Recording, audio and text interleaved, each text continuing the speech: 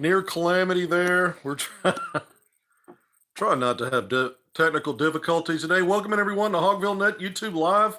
Seems like we have intel to bring in constantly now. Things are starting to pick up in recruiting. The roster has maybe filled out, maybe not. I'll talk about that. How could it not be? But it may not be. And certainly there's some scheduling intel updates. I actually wrote an article at HogvilleNET late last night, broke some news on what's expected to be a couple of more non-conference additions to Arkansas schedule. The first schedule under John Calipari in 24-25.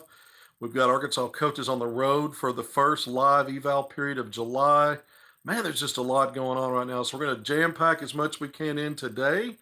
Of course, we're going to start off with some hot topic recruiting news with Darius Acuff Jr. So before I do that, welcome again into HogvilleNET YouTube Live. Thank you for joining me on Friday morning. I hope this gets your weekend off to a great start with some Razorback basketball information. Please go ahead, subscribe, like, and share all of the content that we bring you. We hope you enjoy. We hope that it matters to you, but that helps us out to continue to deliver that for you. All right, let's jump right into it. The first order of business, more intel. I've been on here, really getting into and discussing class of 2025 national number 4 5-star Darius Acuff Jr., the 6'3" point guard by way of Detroit, plays at the IMG Academy down in Bradenton, Florida, and plays for the family 17U on the Nike EYBL circuit. Arkansas coaches will be able to watch him this upcoming week, but I've been getting into his Arkansas recruitment over the last several episodes of HogvilleNET YouTube Live, gone into Arkansas being the leader. The last time I was on, I gave you a time frame that a source has told me that Acuff is going to commit soon after Nike Peach Jam, which I just talked about, that sort of summer ending event for the Nike circuit. And that runs the 13th through the 21st. So tomorrow through the 21st, through the end of the following weekend. And so sometime after that. All right.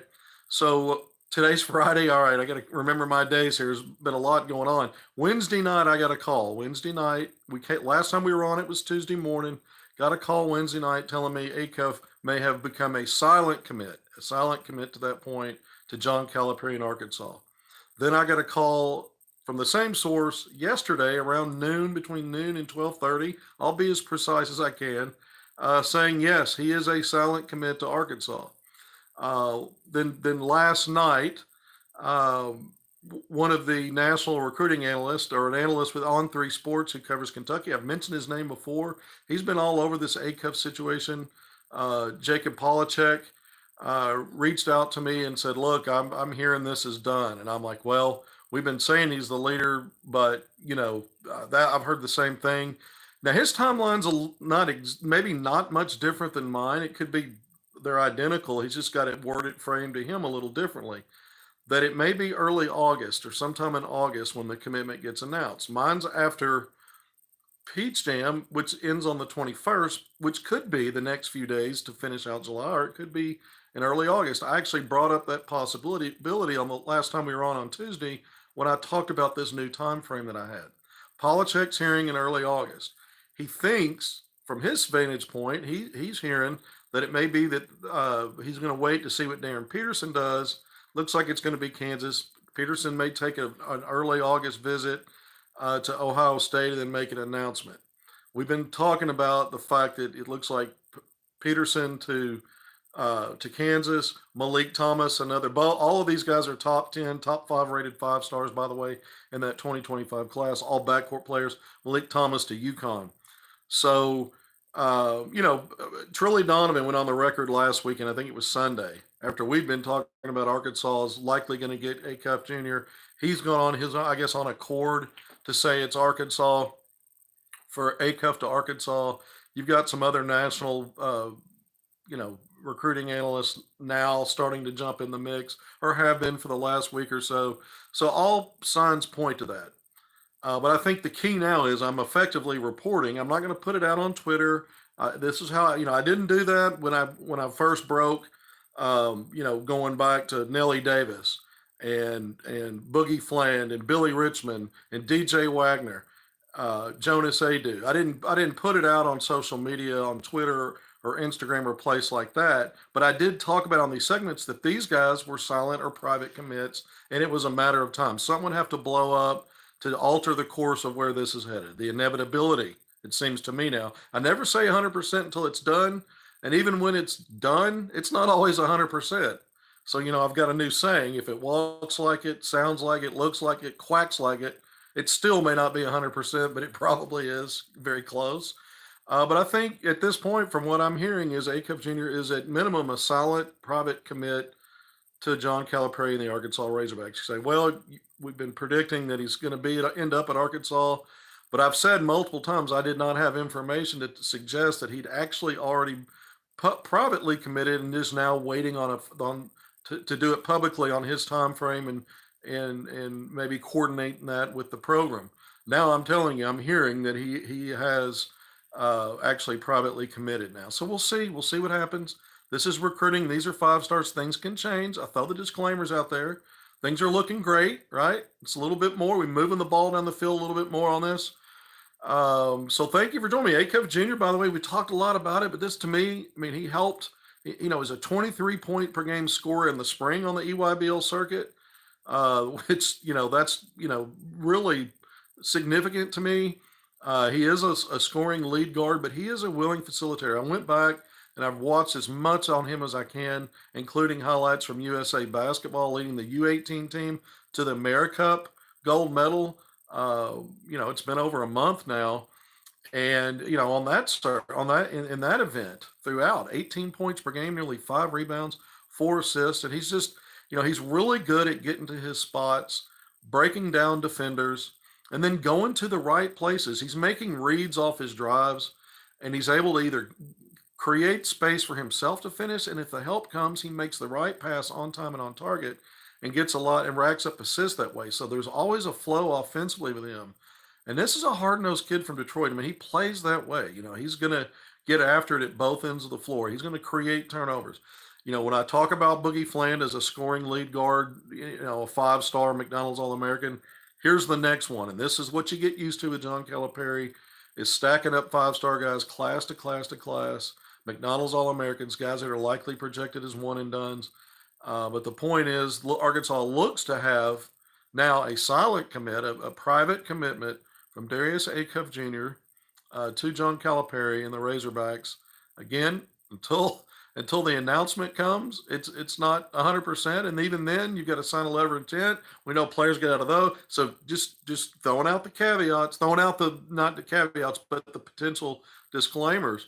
But it looks like he's all hog. Remember, I brought information, and I actually published a recruiting article backing up the fact that it looks like this was earlier in the week prior to getting this private commit source information. But earlier in the week, I put out a Razorback recruiting article on HogvilleNET over at KNWA Pig Trail Nation, going into the fact that Arkansas was in the lead.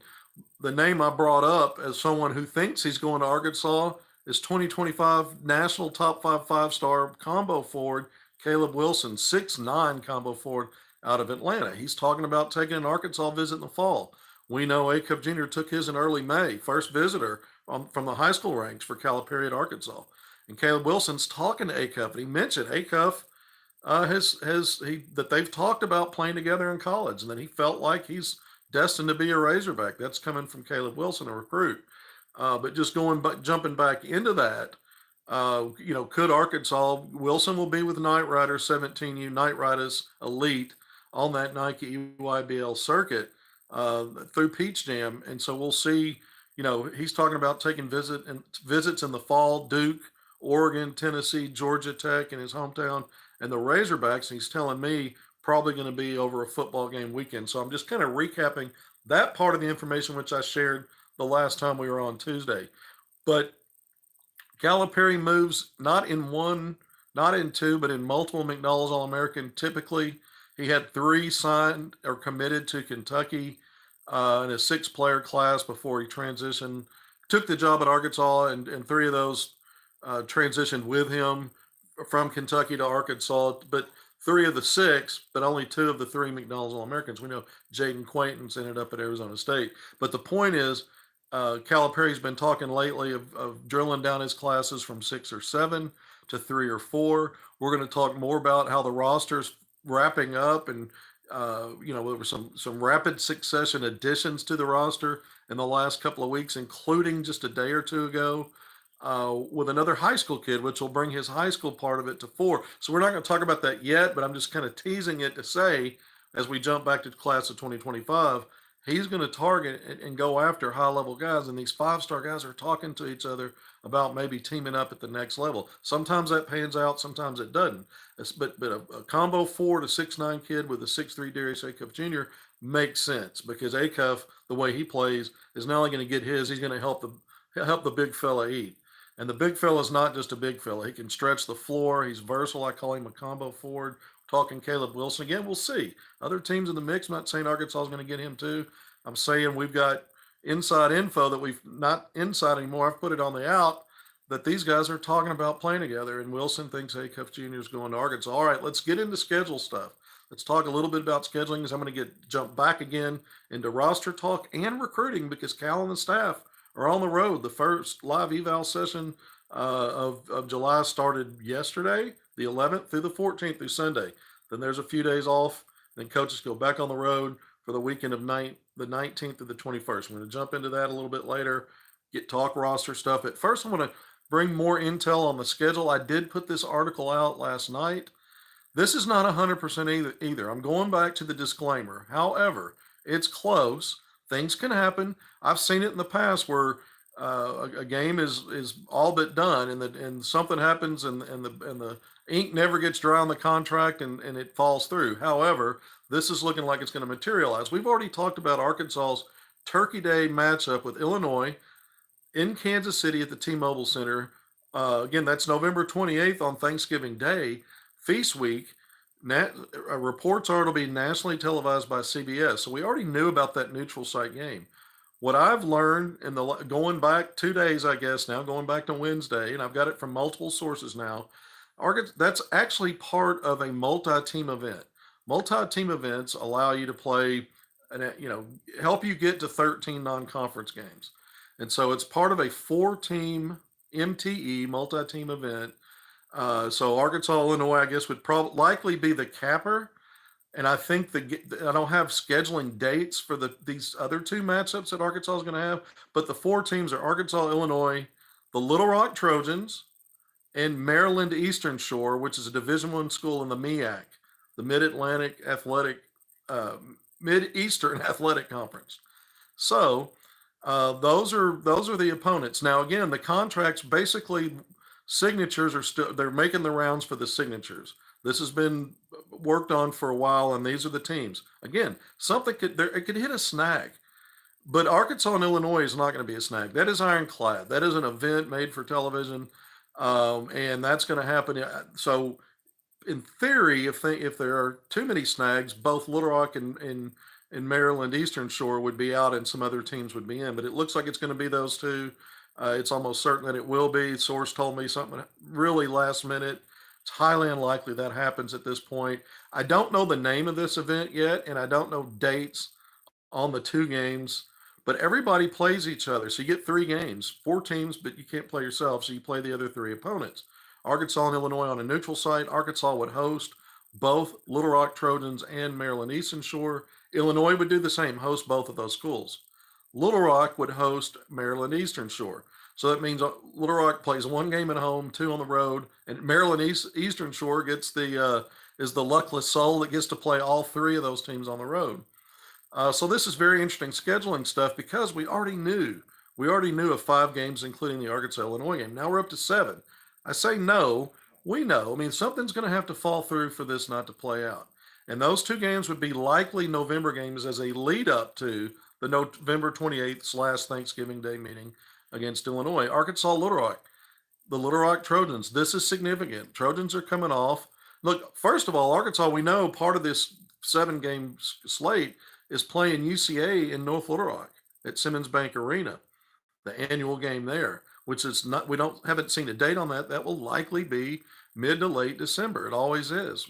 And so Now you'd have two in-state schools on your schedule at least, because we don't know some of the other. You can play 13 non-conference games. We're up to 7, so 6 more to go.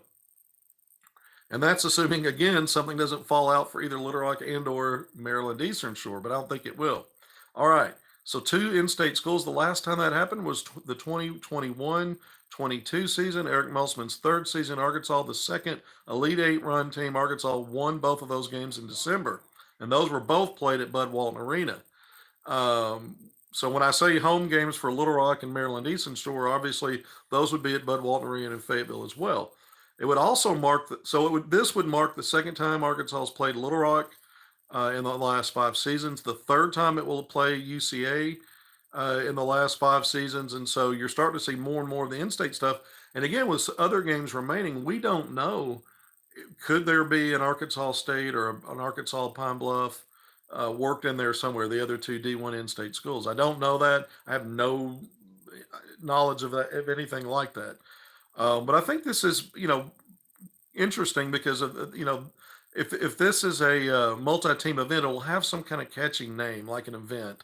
And the real event will be the TV game with Illinois, obviously, but this also allows you to play these games to get to 13, help you get to 13 in that non-conference schedule. And look, I'd be remiss to not to bring up the fact. Let's go through it again. Let's say that, because we only knew of one November game. Again, November 28th, Arkansas, Illinois. Little Rock, Maryland Eastern Shore, likely to be November games leading up to that. The games we know after that, so that's 3 games. The games we know after that are December 3rd at Miami in the ACC SEC Challenge, the second annual. So that's a road game, Miami Hurricane in the ACC. And then December 10th or 11th, I've heard different things on the date for the Jimmy V Classic game against Michigan at Madison Square Garden in New York City. So I've got, so we're hearing different dates on that, or at least I have. That'll be another made for television event, obviously ESPN. So that's 1, 2, 3, 4, 5 games. We mentioned UCA, probably mid to late December in North Little Rock at Simmons Bank Arena. That's a 6th opponent. And then we've also heard that Oakland, the team that upset Kentucky in Calipari in last year's first round of the NCAA tournament, is slated for a home game for Arkansas, Bud Walton Arena in Fayetteville on December 30th. So, usually you don't play more. That's 4 games so far out of the 7, 4 in December, 3 in November. Usually you play the heavy part of your 13-game non-conference slate in November. Arkansas usually sometimes has a week between games in December because of finals, and then you go on break.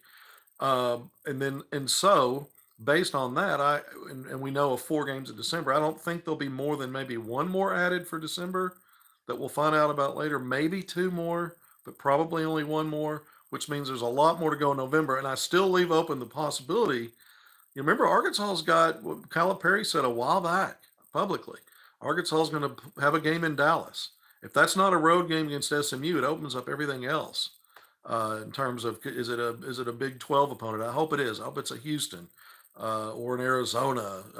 Something splashy. There's some other opponents. Big 12 is a great conference. 5 or 6 teams that you could feel good about meeting there in terms of real national impact kind of a game. Or could it be a Gonzaga or some other school, and they're just going to play in Dallas? I also leave open the possibility, because Calipari teams do this. They did it last year. Speaking of Gonzaga, played them in February. Could Arkansas play a non-conference game in the middle of its conference season somewhere in there, late January, sometime in February? Leave that on the table as a possibility when we look at 13 non-conference games and how that gets spread out. So we're talking conference scheduling. Little Rock Trojans, by the way, I'm going to jump into this. I went to their practice yesterday. Man, these guys KK Robinson's coming back. He was in the portal. I've told you guys for a while he's expected to return. Well, he was at practice yesterday. He's recovering from an injury. I won't disclose more about that, but he was on the sidelines taking in practice. The gym was full at Little Rock yesterday with some former Hogs. You had the Mitchell twins, Makai and Mikkel, in the gym courtside. Of course, Makai just wrapped up his career with the Razorbacks.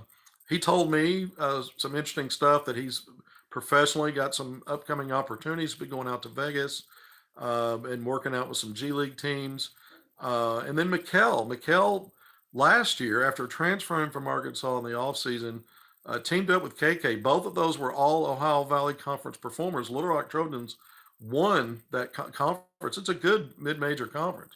Won the regular season title and came one game short of making the NCAA tournament, losing in the conference tournament championship game in March. But Mikael Mitchell was also an all OVC performer last year and helping that team advance and be as good as it was. He is petitioned the NCAA for a waiver for an additional season of eligibility. We'll see what shakes out there. There may be a remote chance of that. It may be a good chance. I don't know. And I, you know, but Mikael Mitchell would be if he could team back up with KK Robinson with what Little Rock and Daryl Walker, the former Hog great, by the way, Razorbacks royalty, is building over there. Again, a conference championship last year when they were in the Sun Belt. In the COVID year, he brought Little Rock a conference championship. So you know he's done an outstanding job there, and he's just reloading a couple of big name transfers, and Arkansas fans are familiar with him. I've seen both of these guys in person play multiple times. Jonathan Lawson covered him a lot in high school out of Memphis. One of the Lawson brothers at Arkansas recruited for a while. 6'7" wing, very skilled guy. Originally was with Penny Hardaway at Memphis as a freshman, and then he transferred to Creighton, and now he's moved on from Creighton to Little Rock. And then Mwani Wilkinson, a 6'5" wing out of LSU, a grad transfer, spent 4 years at LSU. So got to see these guys in person, you know, covering Arkansas and LSU games over the years. And then, of course, Jonathan Lawson through the high school ranks. So, and man, both of those guys really brought it in practice yesterday.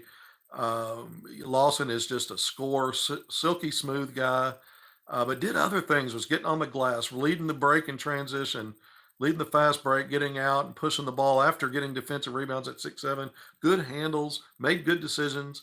Mwani Wilkinson is tough. He's a grinder. I think he's going to be a plus defensively. He was knocking down open threes on ball movement yesterday. That was, you know, kind of eye popping some of the things these guys were doing. Then Little Rock's got other good players, an incoming 6'10" freshman. I think Little Rock just signed a kid or got a kid to commit yesterday. Don't have his name, from Los Angeles, but it's going to be a good team. And if they get Mikael Mitchell back, so I don't want to spend too much time talking about Little Rock, and I wouldn't be talking about it here, except that these guys are going to be on the schedule, and so I think it's kind of a little bit of a look into what Arkansas. It might be a worthy mid-major home game.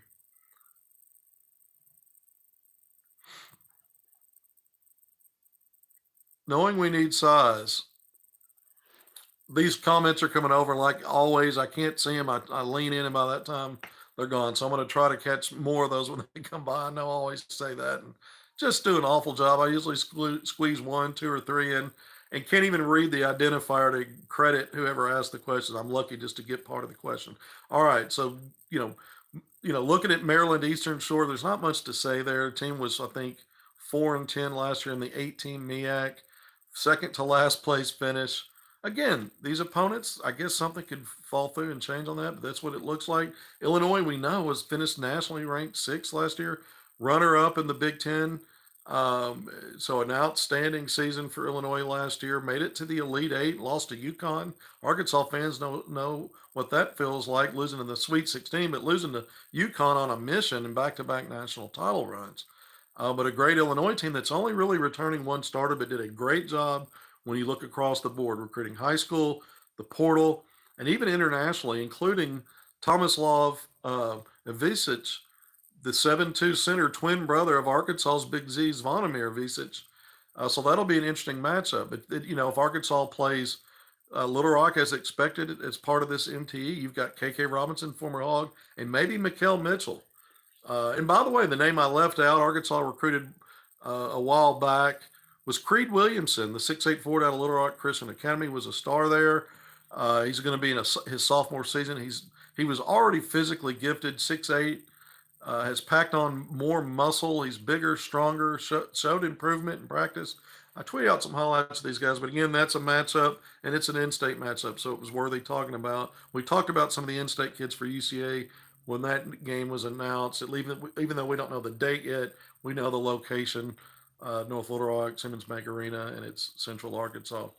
All right, so going to move away now, shift away. Thank you for joining me. Move away from schedule talk. Thank you for joining me on HogvilleNET YouTube Live. Really enjoy bringing intel to everyone lately. We're going to talk a little bit about the roster before we get back into recruiting.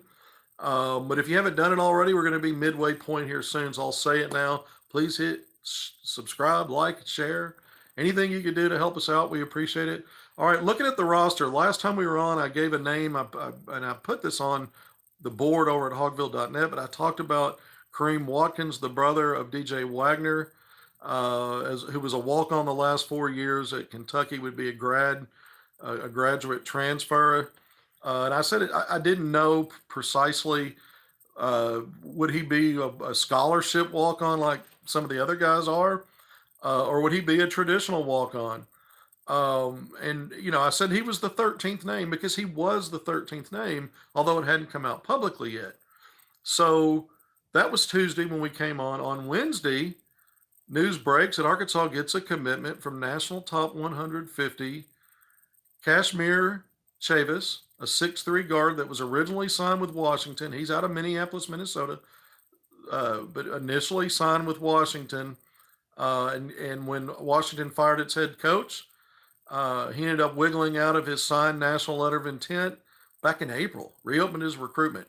So a multitude of Big Ten, former Pac-12, the multitude of high major schools that were involved with him before he signed with Washington, and then after he reopened his recruitment, and he lands in the lap of John Calipari. So a national top 150 rated 3-star guard, 6'3", out of Minneapolis, put up really good numbers in high school, played on a good team, was all-state in Minnesota as a senior last year.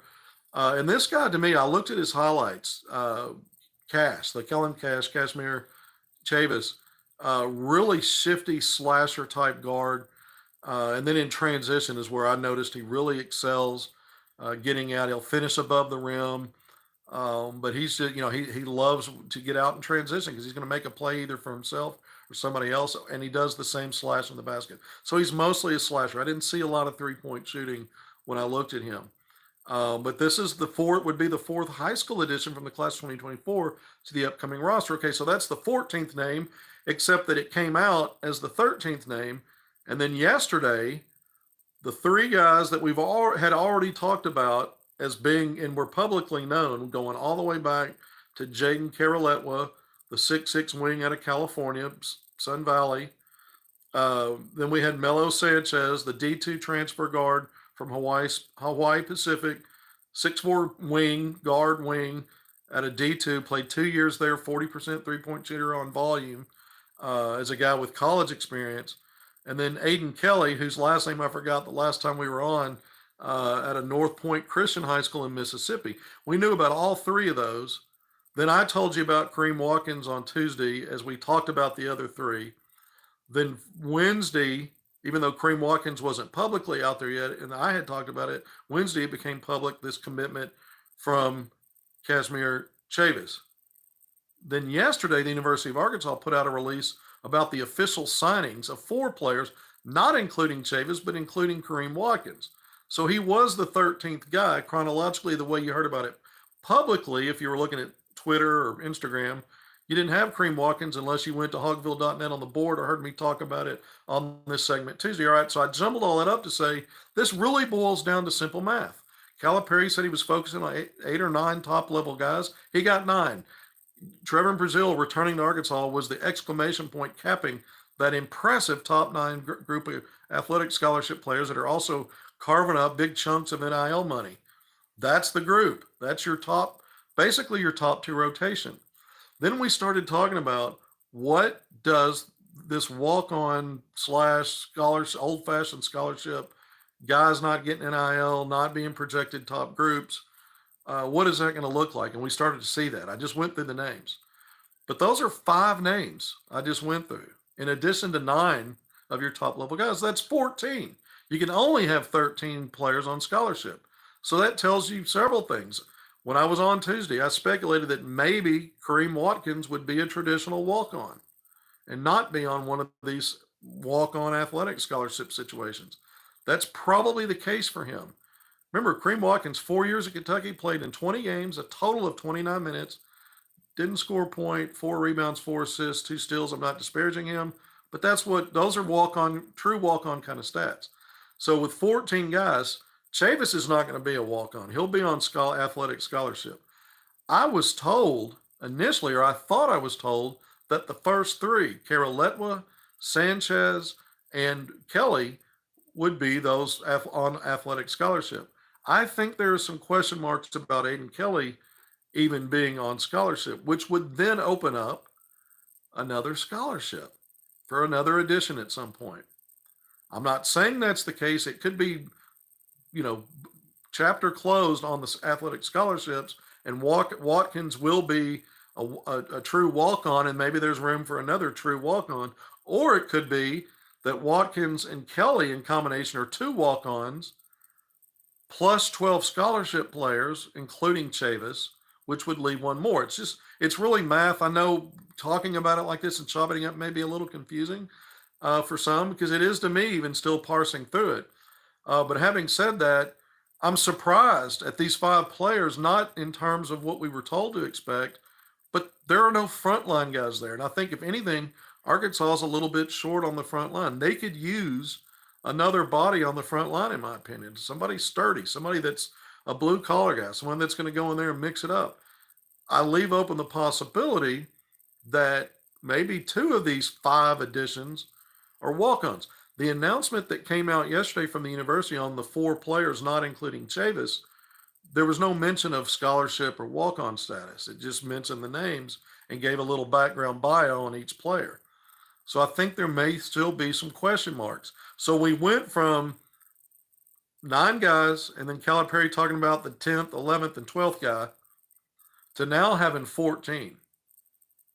So any day now, I expect the university to put out an official statement about Chavis, because all of his paperwork has been certified by the NCAA, and that gets released because the commitment's been made public, splashed everywhere. I wrote about it. Chavis told me, it was too good of an opportunity to pass up to play for this coaching staff. He was impressed with the community surrounding Arkansas athletics. I put this quote out on Twitter. It's in my Razorback recruiting article that I put out a couple of days ago. You can go read all of that in addition to other stuff. But to me, it's interesting now because I had this big article a few days ago, maybe it was last week, about Calipari's new process, about how he was sticking to it. And I don't think this changes anything. I don't think getting to 14 players changes anything. In that article, I said, there's the possibility that he adds somebody else that could potentially be on the fringes of maybe being able to impact your rotation after 9 because of injuries or foul trouble, something like that. Chavis is a 3-star guard. I mean, he had a lot of high majors after him. He potentially checks that box and gives you depth in your backcourt. I think Melo Sanchez, out of these 5, it's Chavis and maybe Sanchez as a shooter, potentially able to help you somewhere. I don't think either of these guys are projecting coming in to be in that top 2 rotation. But we've seen, no matter what the regime is, things can change. Injuries happen. Illness happens through a season. Foul troubles in games. Arkansas seems to be really deep at the lead guard spot. So it may be hard for a Chavis, who's mostly a slasher, to crack that group. He may be a guy, though, that in a year's time, Calipari talked about it. He's looking at building rosters to also have roster retention. So this may be part of that plan of the Chavis edition. I'm fascinated more and more by some of this, but I think the one thing when I look at these 5 extra guys is they're all backcourt players. The tallest kid, 6'6", he's a wing. Letwa, he's closer to me to maybe more of a true walk-on type of value right now as a true freshman, based on what I saw in his what I was able to track in terms of offers. I couldn't find them. But again, not being disparaging, but he, Watkins, and Kelly to me are guys that are more in that true walk-on type of how you would maybe envision that. And then maybe, again, Sanchez and Chavis with a chance to help somewhere at some point. That may not happen this year. It might. But all of these guys want to play for Calipari. That's pretty clear. And I saw on the message board over at HogvilleNET some comments in the thread over there talking about the addition of Chavis. Like, wasn't that long ago that a top 150 guy would be, one of the top recruits for Arkansas in any given class years ago. which was true, which is true. There was at least a decade there where that might be one of your top players, incoming players, and so there's nothing wrong with that.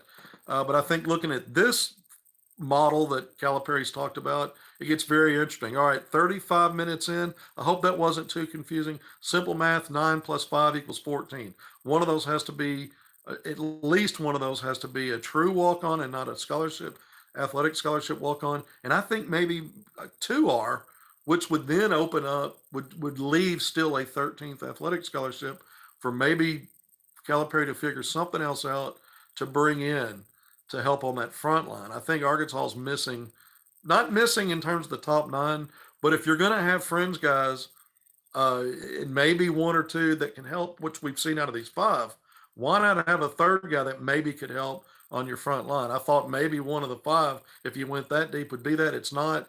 That's why I think, not knowing for sure, it's really speculation that maybe more than one guy, maybe there are two that'll be true walk-ons, which again would leave open a scholarship. Just remember that in case something falls into place soon or later, because you can run all the way through early or mid-September and get some of these things resolved on your roster. You have that much time, and so that's a lot of time, because here we are still technically early July, haven't even gotten to the midway point yet. All right, so we've covered a lot today. Covered a lot today. It looks like Darius Acuff Jr. has made at least the private or silent commitment to the Razorbacks and John Calipari. We talked about that. We talked about the scheduling news. I think the big news there is the Little Rock Trojans. Again, that's not 100% complete. Contracts are now going back and forth, getting formalized and finished. But it looks like it is, as part of a 4-team MTE that includes the Illinois game, would give Arkansas a home game against Little Rock Trojans and Maryland Eastern Shore out of the MEAC conference. And so now, and then we've talked about the roster, gone through some of that. I think it's, again, says a lot to Calipari's new plan moving forward. This isn't just a new destination for him at Arkansas after being at Kentucky for 15 years. It is a new way forward in terms of how he's going to do things. And we're seeing this first roster. If you think it's complete, I'm not all the way there yet. Again, speculation. There could be a couple of walk-ons out of these last five, which would leave open an additional scholarship. And then the big news of the five, to me, is a top 150 high school player in Casimir Chavis, committing to Arkansas midweek, the 6'3" guard out of Minneapolis, Minnesota. All right, let's get into recruiting. Let's go back to more recruiting. This is a busy month. July is always the big month out on the circuits. It just is. It's where players work on their game. Spring and summer, early spring, April, May, and then camps in June. Sometimes you start to see a narrative in terms of what kind of production did they have against some of the best competition in the country. And a lot of times guys figure out using June for what wasn't working maybe in April and May to get better and really showcase it in July. And this is where coaches their radars are up more than ever in July, because it's really the final opportunity to go see players in those on those platforms playing against each other, the best against the best. And they're really not going to necessarily see that as much during the high school season. And the dead period ends after July, and you start getting players in. So that's where maybe the most of your evaluation's really happening. Although it happens in the spring as well, but players catapult or they regress sometimes. Sometimes it's static, but again, July to me has always been the biggest month. It's my favorite month on the circuit, and then Arkansas coaches are making the most of it. I mentioned the first of the two. Technically, there are three July live periods, but in terms of shoe circuit action, it's 2 weekends, and it's a long weekend this week, Thursday through Sunday, the 11th through the 14th. John Calipari, I reported this yesterday. I broke this. Calipari was courtside in Phoenix, along with associate head coach Jen Coleman, to watch Aiden Chronister, kid from Rogers, 6'7" wing. He's going to be at Sunrise Christian Academy in Wichita, Kansas this upcoming season, his junior season, class of 2026. Four-star player. I think 247 Sports has him ranked as the 25th best player in that 2026 class, which I think is a really deep class. 25 I think 26 is as well, not only in-state but nationally. But Chronister and the 17 and under AAO Flight, it's an Northwest Arkansas based team out of Fayetteville that's got some other good players. But He's a high major prospect on that, and Calipari and Chin Coleman again were courtside yesterday on the first day of this live eval weekend, 4-day weekend, to see him play. Now, Arkansas's coaching staff will fan out. If you remember, they did that in the back in May in the first live eval session. It's typical, but I was down in Texas on the Adidas circuit. Nike had their deal in Indianapolis. Calipari hit all these different places. And he was there one day at Adidas in Texas when I was there. Bruiser Flint was Adidas for the whole weekend while I was there. Arkansas, as mentioned, already with Calipari and Coleman out in Phoenix. But a lot of the action is going to be in South Carolina. You've got Adidas and Rock Hill, South Carolina, playing in their event. Adidas 3SSB, Terrion Burgess, by the way. You've got Isaiah Sealy, also in-state guy. And these are 2025 guys now that I'm talking about. Chronister with 2026. Isaiah Sealy, Cortland Muldrew. These are all 4-star guys playing on the Nike circuit, also playing in North Augusta, Georgia, North Augusta, South Carolina. So a lot of it, and then Under Armour has its event, and there'll be a lot of stuff going on in Atlanta, around the Atlanta area. So you got a lot of different locations around the country where this live evaluation is going on. Arkansas's coaches will travel from one event to the other, and they'll fan out. You might have one coach stick at one place, maybe two, but you'll have Calipari transitioning to watch different guys. And look, we talked about Acuff Jr. You can bet Calipari is going to be courtside at Nike EYBL to watch him and the 17U, the family, compete. Same with Caleb Wilson and Knight Riders Elite, which also has the Boozer twins. Arkansas's trying to get in there. I mentioned in one of these YouTube lives, I don't know, maybe 5-6 weeks ago, maybe longer than that or sooner than that, but it's been a while, over a month. And I talked about Arkansas feels really, really good about where they sit with the Boozer twins. It doesn't mean that they'll get them, but they feel like they're in a good spot to have a chance. Koa Pete, who plays on the Adidas circuit, another player that Arkansas is trying to get on campus for a visit. He continues to talk about it. Top 10 rated 5-star, 6'8" guy. I've been covering his games in person since he was a freshman. He's played in Little Rock at the Real Deal in the Rock. That's when I first saw him as a freshman. But I've seen these guys play at other places as well. But Koa Pete's a guy that I think Arkansas coaches are going to put eyes on. There are more that Arkansas's got offers out to in 2025 and 2026 that they'll be watching. AJ DeBonsa, the top rated player in the country for 2025, right ahead, number one, ahead of second ranked Cameron Boozer. They may swap positions. Boozer was just MVP of the U17 World Cup gold medal that Team USA junior national team won. DeBonsa showed well as well, but both of those guys are 1-2. And Calipari, remember, was in Istanbul, Turkey, along with Chuck Martin, assistant coach at Arkansas, for that event for a couple of days of it anyway. This is just the next step, getting out on the road and and making these recruiting, this live eval, making these events. But there's so many names we can go through. Teron Stokes, class of 2026, top 3 5-star. Caleb Holt with Game Elite on the Adidas circuit. Speaking of that Adidas circuit, top 3 5-star from the class of 2026. Chris Sinak Jr., who Arkansas offered a 6'10" big man that's been a stock riser. Now he's a top 10 5-star, was outside the top 50 going into the spring. He's had a huge spring. But Arkansas's got an offer out to him. They'll be checking him out. There's just so many players that Arkansas is going to see on these various circuits. You really want to pay attention to, because I really think we're going to start to see momentum, not only with Acuff, as we described, potentially Wilson he's talking about definitely. He told me he's definitely going to visit Arkansas in the fall, but some of these other guys are in play. I think Malik Thomas, again, going back to the early talking points, likely to UConn. He postponed that Arkansas visit. I broke that he was coming, broke that he postponed it, and then we talked about it. May likely be a cancellation. He's probably heading to UConn. We'll see. Some of these announcements may really start coming out after this next 2 weekends, when the Nike EYBL Peach Jam is basically a week-long event, the 13th to the 21st. We may start seeing some of these commitments announced pretty quickly, or it could be early August. We talked about some of that. And then the Arkansas kids, I wouldn't be shocked. I think J.J. Andrews in the class of 2026, five-star. ESPN has him ranked the 15th best player. Now he's on the Nike circuit on the E16, the 16 and under Brad Bill Elite team, a really good team. I think they're good enough to beat some of the 17U teams on that really loaded Nike circuit.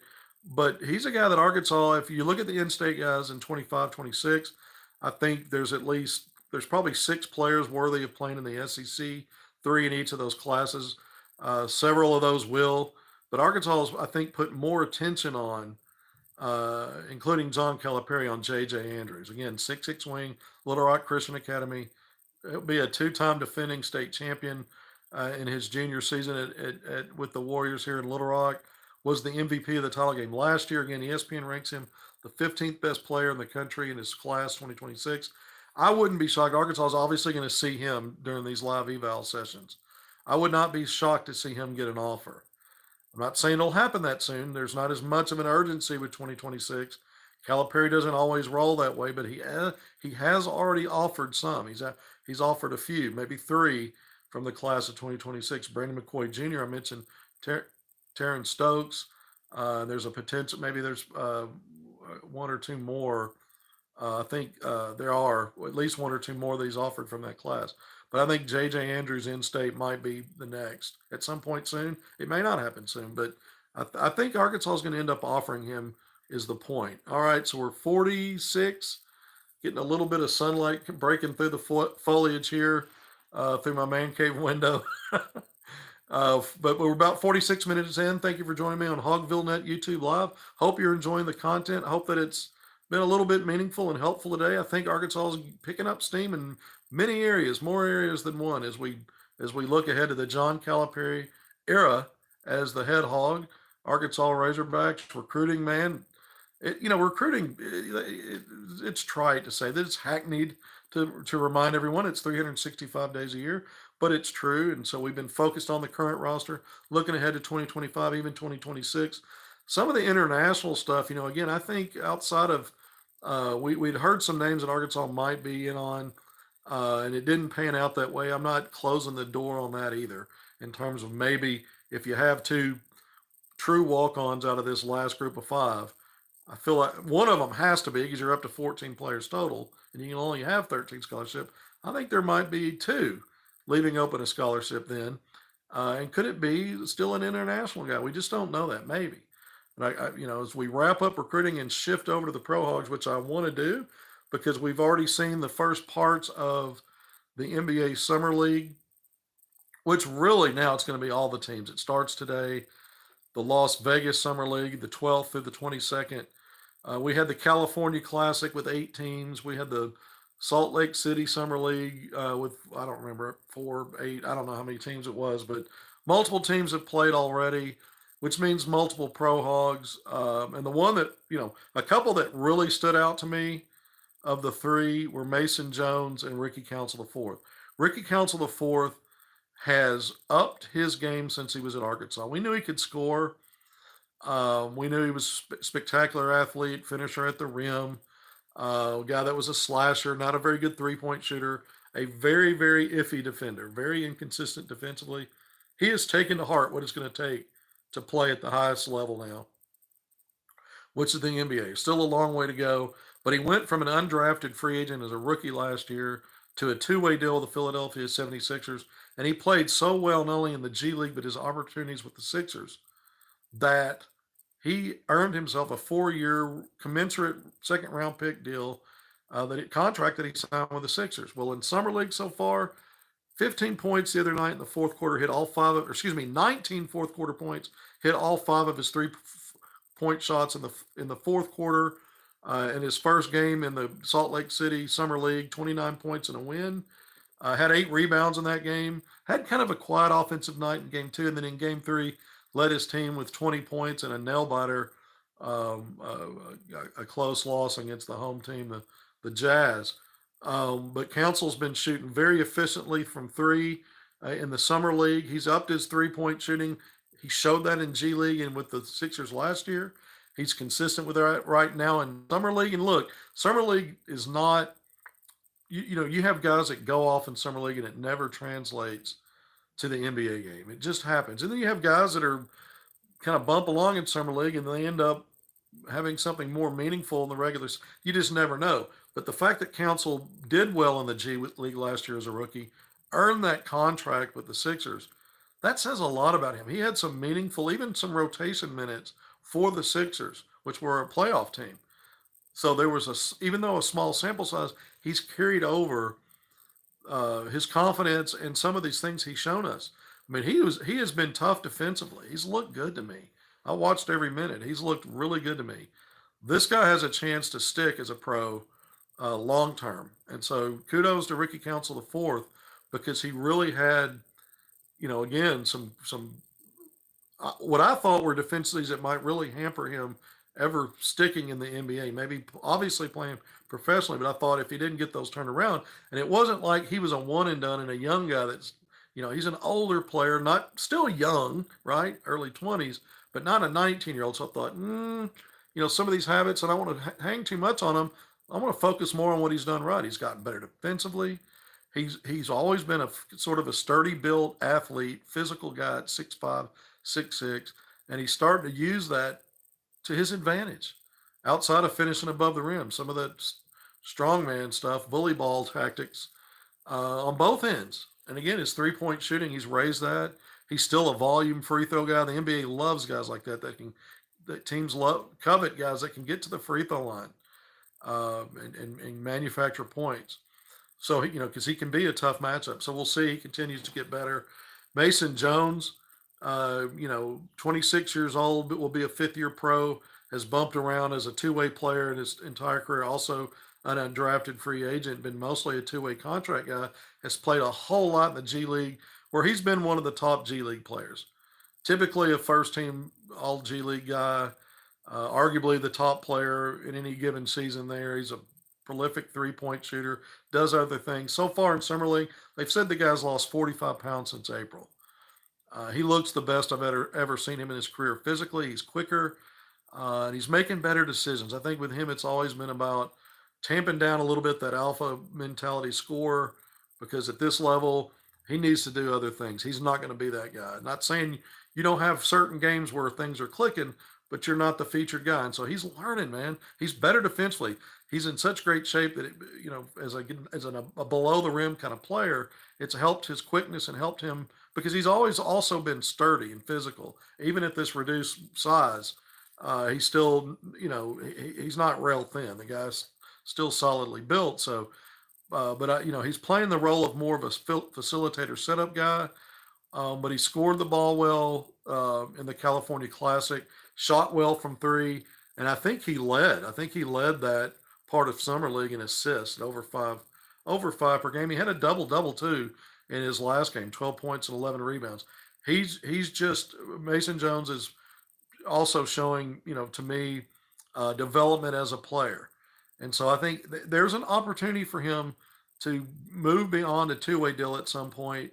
You hope it's this year. He's with the Sacramento Kings, by the way, plays with the Stockton Kings on the G League, but the Sacramento Kings Summer League team. So you hope that he takes that next step, because I think the talent is there for him to be on a 15-man roster and be a guy that's on your roster and be on an NBA contract. Now it's just a matter of, can he consistently continue to do these things and convince a team that that's where it's at. Remember, the Summer League's not just about the roster you're on for the Summer League. Even if you're on a contract with a team, you're still auditioning for other teams, because you never know when you're going to be released, or if you're on a two-way deal where a team says, hey, I want to sign you to a real contract, they can pick you up and take you away and do that. So you're auditioning for all 30 teams. And so, again, Summer League continues. The one name I left off in this early going, but I'm going to talk about him and intentionally leave him off. We're just getting to him next, is Nick Smith Jr. Averaged just under 10. It was 1 point shy in 3 games from averaging 10 points per game, but averaging, I think, 3 or 4 no, excuse me. I believe he was around 4 rebounds per game and just under 3 assists per game. Did not shoot the ball well at all. This was the leading 3-point shooter among rookies last year on good volume. Really had an outstanding, a a historic season when you look at 3-point shooting for a rookie. Only he and Jason Tatum, you know who that is, at 19 years old, shot 43% or better on at least 125 plus attempts in an NBA regular single season. That's outstanding. He had a great, and he showed really well at times for Charlotte in his opportunities in 51 games. Did not have a good shooting performances in Sacramento in the California Classic. Really poor shooting, but he was doing other things. You could tell he's gotten stronger because he really rebounded the ball well from the guard spot. There was up and down as a facilitator, but you see him trying to really learn the NBA game as a young player still. And again, Nick Smith Jr. with the gets a reset with the Las Vegas portion of the summer league, as Charlotte will play plenty of games in that event. So we'll see if he's able to get that shooting turned around when he changes venues into Las Vegas. And then you're going to see guys like Anthony Black, who was a rookie also last year, Jordan Walsh, who I just interviewed, by the way, with Courtney Mims, Big Trail Nation. If you haven't seen that, go. I've tweeted that out. It's on my Twitter page, but you could also find it. I need to post it over at HogvilleNET. I failed to do that. You could also find it on YouTube. Jordan Walsh interview, but Jordan Walsh just won an NBA title with the Boston Celtics as a rookie, helped the Maine Celtics to the G League Championship Series, a 3-game series. They didn't win it, but he'll also be participating with the Celtics Summer League team. Stanley Moody, who's now on a 2-way deal with the Milwaukee Bucks. I mentioned this the other day on one of these segments. The Bucks love their former Hogs. Bobby Portis, Patrick Beverley, and now Stanley Moody on a 2-way deal. Look for Moody on Milwaukee's Summer League team. Jimmy Witt Jr. Did I say that right? Jimmy Witt? No, I screwed that up. Anyway, Jimmy Witt. No, it is Golden State. Golden State played in the California Classic. He wasn't on their roster for that, but he will be for the Las Vegas version of Golden State Summer League. Expect to see him. And again, the Pro Hogs, Kamani Johnson. This was reported yesterday. I tweeted it out, retweeted it with some comments. Kamani Johnson's going to be on the New York Knicks Summer League roster. So there's a lot of Pro Hogs to keep your eyes on. I probably left somebody out. I hope I didn't, but I might have as I run through this. But you're going to have multiple Hogs again to be able to watch through these next 10, 11 days because these games are all televised. It's either, some version of ESPN, ESPN2, ESPNU, or NBA TV. All right, we're almost at an hour. We're going to wrap it up today. I want to thank you one more time for joining me on HogvilleNET YouTube Live. Much appreciated. I think we got a lot accomplished in terms of getting out some news today. One last plea, please hit subscribe, like, share. That helps us out. We hope you like the content. And again, if something breaks that needs to be reported, we're going to come in and do it. If it's today, we'll do it today. I don't see that happening, but you never know. And as we say goodbye, I want to thank you one more time. And until next time, we'll see you then.